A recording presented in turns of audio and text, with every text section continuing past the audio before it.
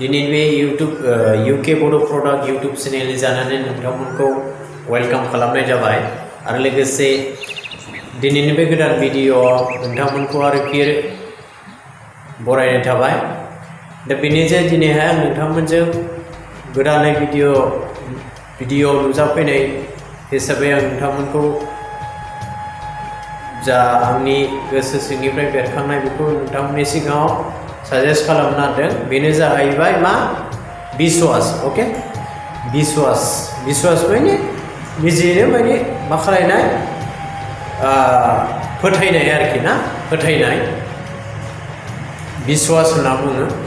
दा बेनि पके आं मोनसे नोंथांमोननि सिगाङाव सर्ट हिस्टरि खिन्थानो नागिरदों बे सर्ट हिस्टरिजों नोंथांमोना एसे बुजिनो हागोन आरो ना बे सर्ट हिस्टरियानो जाहैबाय दा सानै बिसिगि दंमोन आरो ना दा बिसोरनि नामा जाहैबाय राम आरो साममोन आरो ना राम आरो साम दा बिसोर सानैजों बिसिगिमोन आरो दा बिसिगिजों या ओरैबायदि दा रामा जाहैबाय न'आव थायो सामा जाहैबाय हमनानै ला बिदेसियाव थाङो आरोखि ना जेनेबा गावनि जोनोमगिरि जायगाखौ गारनानै बिदेसियाव थाङो आरो दा बिदेसियाव थांनानै खामानि मावहैयो आरो थारमानि सामा दानिया माने बे रामा जाहैबाय न'आव थायो न'आव थानानै बिसि फिसा दङ हाबा खालामबाय नाथाय बे मा होनो सामा जाहैबाय सासे सेंग्रा मानसि आरो ना दा रामा जाहैबाय न'आव थानानै खेथि खालामो हालेवो सानसेखालि ओरैबायदि जाबाय जेनेबा माने बियो हालेवनाय समाव आं सर्टकाटै बुंनोसै बारा लं टाइम बुंनो हानाय मानोना बहुद माने टपिक दङ बुंनांगौआ दा रामा मा सानसेखालि हालेवहैनायाव दुब्लियाव हालेवहैनायाव मा जाखोनो ओरैबायदि जाबाय जे रामा माने दुब्लियाव हालेवबाय थानायावनो मा मोनखोनो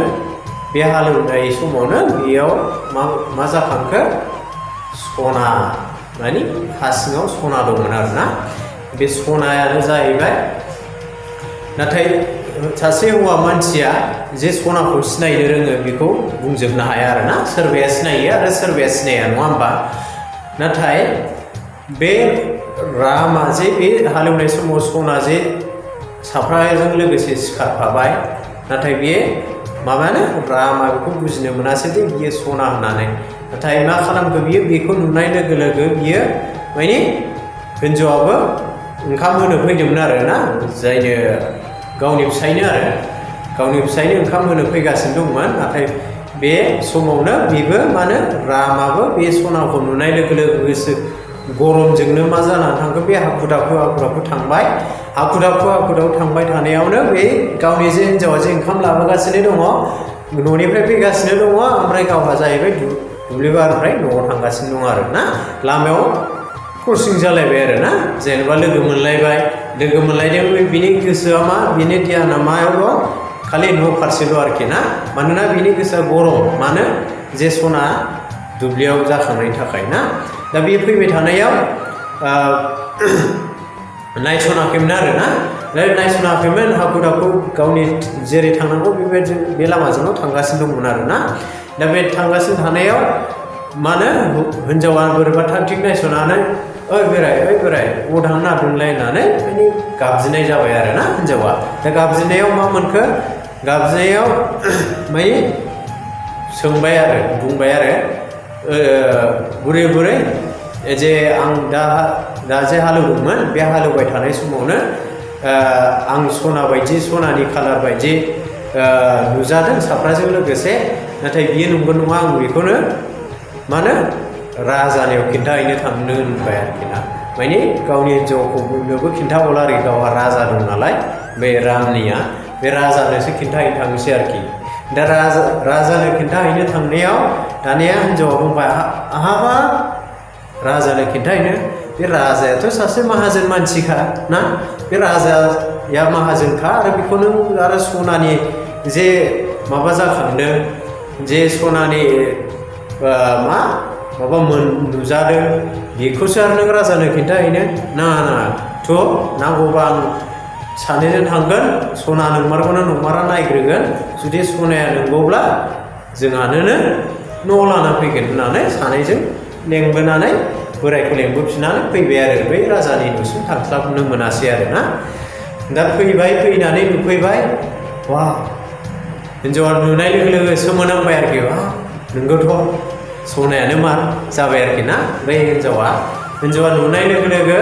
बेखौ माने बुथुमबाय आरोखि ना। बुथुमनानै गावनो जेसेबां नांगौ लाबाय, खिन्थु बोखांबाबो आरो बोखांबाबो माने जोबनो थाङा आरो माया सनाया आरो ना। दा बेबायदि जोबनो थाङा, बोखाङो आरो जोबनो थाङा, बोखाङो आरो जोबनो थाङा। हौवायाबो लाबाय आरो हिन्जावाबो लाबाय, बुहुत बुरजा लाबोबाय, लाबोनानै दोनफैबाय। ओमफ्राय दाना सानसेखालि मा सानखो, रामा गोसोखांबाय आरोखि, आच्छा बुरै आंनि जे बिसिगि दङ साम, बे सामा हयथ'सो जोंनि गावनि जोनोमगिरि जायगाखौ गारनानै जे बेलेग जायगायाव खस्थ' खामानि मावहैगासिनो दङ, बिनोबो माने मा होनो बेखौबो लेंहरनानै जे बे सनाखौ बेबो लांनानै जाहाथे माने माहाजोन जाथोंसै नामा होननानै हिन्जावनियाव बुंथिना होयो आरोखि ना, सोर रामा आरोखि। ओमफ्राय दाना नोंगौथ' जाबाय आरोखि, बेबो माने रामनि हिन्जावा नोंगौथ' खिन्थाहरनांगोन जाबाय आरोखि। दानिया मा होनो ओरैबायदि जाबाय जे बे रामा ओरैबायदि नंगौ नालाय नोंगौखौ खिन्थाहरबाय, नाथाय जे दुब्लि बारियाव जे मालाबाफोर सना जे बेबायदि मोनगोन होननानैथ' रावबो बिश्वास खालामनाय नङा, साननाय नङा होमबा। थिग बे हिसाबैनो माने रामा ओरैबायदि लिरनानै हरबाय, आच्छा स्राम लोगो, जे आंहानि बे हालेवग्रा बारियाव माने मा जाखांदों, सनानि माबा मोनदों, गाद्दि मोनदों बाहाय। दा ओरैबायदि सना दङ, दा नोंहाबो सुखेयाबो जेनेबा नोङो फैनानै जे बे सनाखौ लांनानै नोंबो आलो गोजोनै रायजो जादो, बा मा होनो नोंबो माहाजोन मानसि जानो हासिगोन। बेखायनो नों दिनै नङाबा गाबोन समनिहानि गेजेरावनो नों ओजों खामानिखौ नागारनानै फै, आरो बे सनायाव लांनानै नोङो मा खालामहै, माहाजोन जाहै होननानै बियो स्टिक लिरना हरबाय आरो सोरनो, श्यामनो आरोखि, सोरो रामा ना। दा रामा हरनानै सामा मोनहैबाय, मोनहैनाय लोगो लोगो माने स्टिकखौ मोनबाय आरो ओजोंहायबो, जायनाखि श्यामनो हरदों बे श्यामा मोनहैबाय आरोखि। मोनहैनायाव लिरनायखौ नुबाय, मा लोगो श्याम, आङो रामा बिदि लिरदों आरो, लोगो श्याम, आंनि बे जायगायावहाय बेबायदि साफ्राया हालेवनायाव साफ्राजों लोगोसे सना ओंखारदों, नोङो दानो फैनांगौ आरो बे सनाखौ फैनानै लांनानै थांनांगौ, बा नों माहाजोन जानांगौ। नाथाय बियो मा खालायासै, जे बेथ' जाथावना नङा होमबा, बेखौलाय आरो सोर फोथायनो, जेनेबा दुब्लि बारियाव सना मोनफेरदों, बेथ' जिबनावबो खोनाफेराखै, बेथ' फोथायखानाय नङा, बिश्वास खालामखानाय नङा। बेखायनो बियो माजे फैयासै आरोखि, फैयासै। दानिया मा जाखो, फैयासै नालाय गैला, माबाबाय जेनेबा मोनफैयासै, जेनेबा दाना मा खालामखो, फन खालामफिनबाय आरोखि श्यामा, आच्छा श्याम, आं थांनो हानाय नंला, आं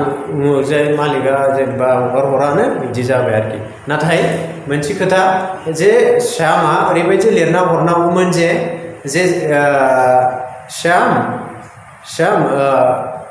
जे आंनि फिसा, रामा लिरनांगौमोन आरो, जे आंनि फिसाला बा फिसाजोनि बार्थडे दङ गाबोन समनिहा बा अक्ट' डेटआव, नोंथाङा जेने थेनेब्लाबो आंनिसिम सफैनांगौ, आरो सफैनानै आंनि बे फिसाला बा फिसाजोफोरनि बार्थडेआव एटेन्ड जाफैथारनांगौ। थिग बे रोखोमै लिरनानै हरोमोनबा माने श्यामा कम्पालसारि फैगौमोन ना। थारमाने मा जायोनो, मानसिया जे गोजोननि मा, जेरैहाय हमनानै ला जोङो हाजोखौ गोजाननिफ्राय नायहरोबा समान नुहुरो नङा होमबा, थिग बे रोखोमैनो मानसिफ्राबो गोजानाव थानाय मानसिया जे खोथाखौ खोन्थाहरब्लाबो बिसोर मा खालायानो, बिश्वास खालामा, माने फोथाया आरोखि ना। दा बेनि दारावनो, मानो फोथायैनि दारावनो बियो मा जानांखो, सासे दुखुथिया, बा मा जानांखो बियो, बे बाहेरायाव थानानै खामानि मावनानै जाग्रा जानांबाय। आरो बे जाहैबाय रामा जाहैबाय सना मोननायजों लोगोसे बे माहाजोन मानसि जानानै फैबाय आरोखि। दा बेखायनो मानो मानसिया जे थार खोथाखौ खिन्थायोब्ला मालाबाबो खनसेयाव गनाया नंगौना दा बेखायनो बे हिस्टरिया बेनो जे नंगौखौ खिन्थाहरदोंमोन नाथाय बैसो मा जायासै बिश्वास खालामाखै आरोखि माने सैथो होननानै सानाखिसै बेयावनो बे गावनि लाइफखौहाय गावनि जिउखौ सेस खालामनानै लादों आरो ना दा बे हिस्टरि जाहैबाय दा बे हिस्टरियावनो गोबां खोथा हाबनानै दङ बेखायनो बिश्वास होननाय बुस्थुखौ नोङो माने नों जुदि एक्सेप्ट खालायनाय मा हमनानै ला नोङो मन्दिरफ्राव थाङो ना मन्दिराव जोङो मा हयथ'बा जोङो हमनानै ला बेयावबो एसे एग्जाम्पल होनोसै आङो मन्दिराव जों थाङो मन्दिराव थाङोब्ला मन्दिर मस्जिदाव थाङोब्ला जोङो मा अन्थाइ खाम्फाफोर थायो नङा होमबा मन्दिरनि सिङाव बे अन्थाइ खाम्फाखौहाय जों मानो सिनि हाथराजों दायै दायै देयै जों बेखौ मा खालायो दोनहैयो नङा होमबा नाथाय जाय अन्थाइया सिनि हाथराजों देयै गावो बेखौ बाहेरायाव गारो ना नाथाय बै सिनि हाथरजों देनानै जुदि गावाब्ला बेखौ मन्दिराव दोननाय जायो नाथाय बेखौ मा खालायो मानसिया फालियो फुजियो नङा होमबा नाथाय बे बाहेरायाव दोननायखौ जों मा खालायो सोरबा हासुलायो खिलायो बेहाय खुनु मा गैया फोथायनाय गैया बिश्वास गैया ना नाथाय बे अन्थाइयानो बैयो अन्थाइयानो एखे नाथाय मानसिया फोथायनायानो माने आलदा आरोखि ना जे बुस्थुखौ नोङो माने फोथायथाव बे बुस्थुखौ फोथायगोन आरो जेखौ फोथायथाव नङा बेखौ फोथायनाय नङा आरो जेरै हमनानै ला जेरै हमनानै ला जोङो मा होनो मोनसे संख्रियाव ना संख्रियाव जोङो हाजार लांदां जायगायाव दोन जेखि जायगायाव दोना मानो जोङो मा होनो एम्फौ एनला बा मोस्रोम मोनला जों बानायखौ नुनो मोननाय नङा नाथाय बे जायगायावनो बा बेनि खाथियावनो नोङो दोनजाब सिनियानो होन बा मेथाइ गोदैयानो होन नाथाय बेयाव मा बागोन गोदै बुस्थुआ बागोन बा एम्फौ एनलाया बिनि सायाव साबफागोन नङा होमबा दा बेखायनो बे रोखोमै जायो दा मानसिनि जे साननायाबो दा मानसिनि साननायाबो जायखौ माने बिश्वास खालामथाव बेखौहायसो बिश्वास खालामा जेखौ बिश्वास खालामि बेखौसो बिश्वास खालामो आरो दा बेखायनो मानसिनिया जुदि नोङो जुदि गावखौनो गाव जौगाहोनो सानोबा बा आब्रुथि खालामनो सानोबा नों मेनानो मा खालामनांगोन नों बिश्वास थानांगोन आरोखि ना नोंहा जुदि बिश्वास खालामनाय दङब्लासो नोंहा नोंनि हमनानै ला नों खामानि मावनायाव नों नांथाबनानै थानांगोन बा बिश्वास खालामनांगोन जे आं बे खामानिजोंनो आं साक्सेस जागोन होननानै अब्लासो नों बिश्वास खालामबासो नों खामानिखौ मावबाय थानो हागोन नङा होमबा थिग बेखायनो मा होनो दा जोङो हमनानै ला जे माखौ जों ममबाथिखौ ना ममबाथिखौ खोमसि जायोबा जोङो मा खालायो स्रां जाहोनो थाखाय जों सावो नङा होमबा नाथाय बे ममबाथियानो मा खालामो जोंनि जोनोम दिननि थाखाय मा जोंनि जोनोम दिननि थाखाय बेखौनो जों सावनानै खोमोरनानै मा खालायो बार्थडे हिसाबै जों फालियो नङा होमबा नाथाय बेनो जे बिश्वास होननाय बुस्थुआ जे बेयावहायबो जे बेबायदि जोङो फालिनानै मोनो जों बेखौ फोथायनाय दङ नङा होमबा थिग बेखायनो मा जायो मानसिया जे गावखौ बिश्वास खालामहोनो थाखाय जे गावनो गाव मा खालामनो रोंनांगोन नो डिसकास जेनेबा साननो रोंनांगोन आरो ना बेखायनो जोङो माने लाइफआवहाय जेनेबा बिश्वास खालामनो थाखाय हमनानै ला जोङो मा खालायो जेनेबा गावनि मोनथिखानाय बुस्थुफोरखौ हमनानै ला जोङो जौजों आरो गाइखेरजों हमनानै ला जौ आरो गाइखेरखौ जोङो हाथायाव फानहैयोब्ला सोरबाया सोङाबो जानो हागौ ना नाथाय जौ बुस्थुखौ नोङो बबे जायगायाव फानोब्रा होननानै नागिरनानैसो लानानै थांगोन ओमफ्राय गाइखेरखौ नोङो सोंगोन जे गाइखेराव दै होदों नामा होननानैसो उल्था नोंखौ सोंगोन आरोखि नाथाय जौआव मा नों जौआव दै होदों नामा होननानै सोंगोन नामा नों निजेनो जौआव मा होगोन दै होनानै निजेनो नों लोंगोन नाथाय गाइखेराव लाबाबो मा खालाया दै होदों होननानै सोङालासिनो फैयाबो सोरबाया आरो बेनो जे मानसिया जे मोजांखौ लानो नागारो गाज्रिखौसो बांसिन बोजबगोन ना दा बेनि दारावनो जोंनि सुबुं माहारिफ्रा मा जानो हायाखै गोजौआव जौगानो हायाखै नंगौना दा बेखायनो दा मानसिया मा खालायनांगौ गावखौ गाव जौगाहोनोबा गावनो निजिस्थ'नो मा खालायनांगोन गाव बिश्वास थानांगोन जे मानि सायाव जे गाव जुदि लाइफआवहाय गोजौ गाखोनो सानदोंबा बा गाव जुदि माने गावखौनो गाव जेनेबा